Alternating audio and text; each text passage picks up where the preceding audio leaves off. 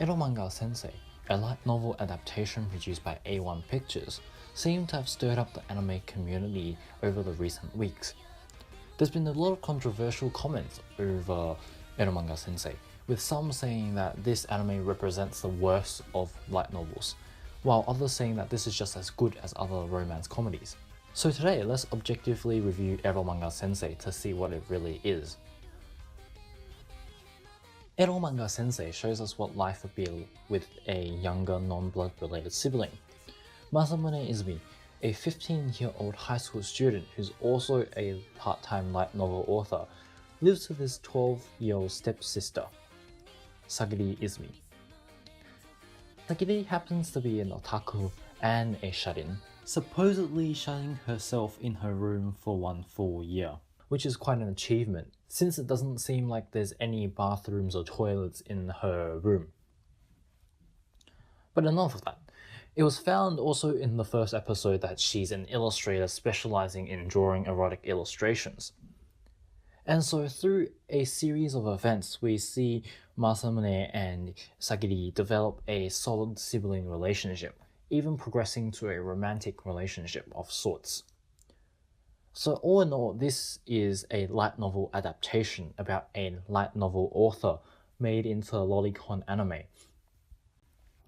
Like most comedy slice of life anime, Eromanga Sensei has very cutesy artworks. This art, together with the harem atmosphere of the anime, makes it a softcore ecchi which aims to please and appeal to younger audiences, especially younger males. Throughout Eromanga Sensei, there's a lot of deliberate fan service moments which serve to retain popularity amongst the targeted audiences. However, this anime is not limited only to these audiences. If one is to evaluate Eromanga Sensei based solely on art, I think many would agree that this art is quite cute and quite likable.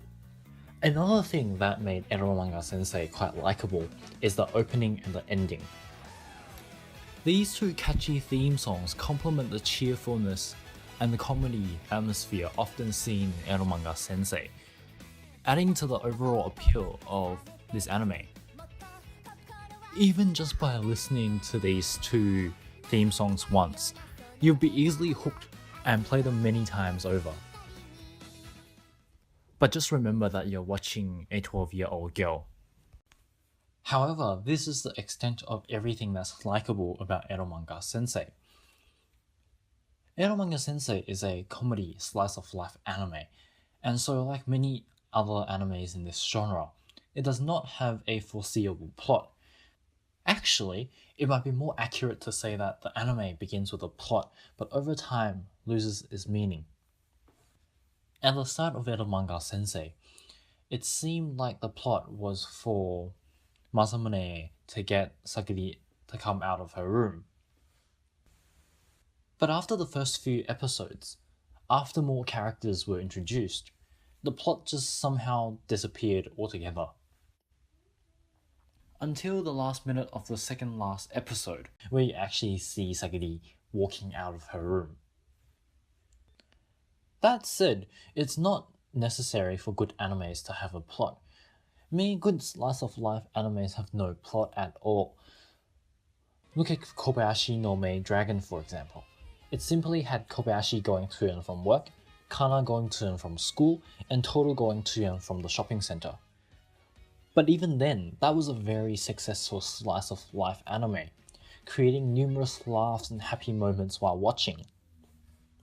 Another slice-of-life example would be Non Non Byori, where it was just simple stories of 4 children going to and from school in a small country town, where these children created their own forms of recreation and made the most of their peaceful lives. Even when you compare to harem slice-of-life animes, you see ones like Monster Musume and To Love Ru, which has the ecchi aspect but still remains interesting. Why did I say Eromanga Sensei wasn't interesting?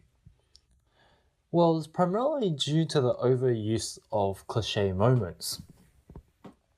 There was a lot of softcore ecchi in Eromanga Sensei, and those were full of overused scenes. Well, yes, there were moments that were never seen before. For example, tying up a girl and pulling their panties down. But most of the time, they're just common and simple scenes. We have those standard one on top of another scenes, and we also have those common beach and swimsuit scenes where sunscreen is always applied. But honestly and realistically, only people here in Australia would apply sunscreens. But getting back to the topic, although it is understandable that these typical fan service scenes would appear in a harem anime, but that's not to say that these scenes cannot be changed up or improved. In this day and age where we have just a sea of anime available, we need something more than a typical fan service anime. So Eromanga Sensei can seem very repetitive and tedious at times. Another problem was the failure to develop the characters.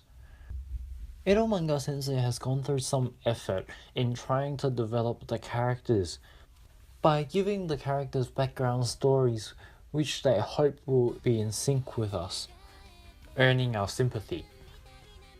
For example, there were a few segments which shows Elf's past, as well as those of Masamune and Sagiri. But once again, the producers of Eromanga Sensei has only put in a half-hearted effort, making it seem like a piece of unfinished work. All in all, this is a very generic comedy slice-of-life anime, featuring a lot of lollies and a lot of standard fan service. While it can be enjoyable if you ignore the typical fan service, the half-hearted attempts of character and plot development, as well as the fact that it can be dull and tedious at times, then it can be quite enjoyable. So it might be a good idea for you to put it in the recycle bin, but restore it whenever you have nothing else to watch.